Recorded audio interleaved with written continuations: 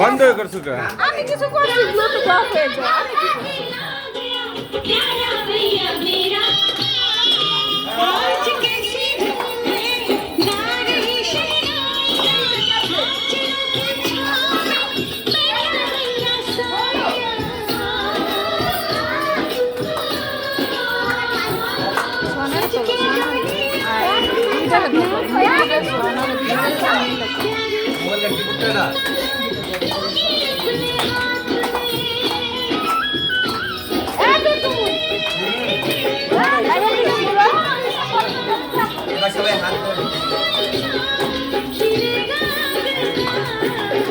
Low battery.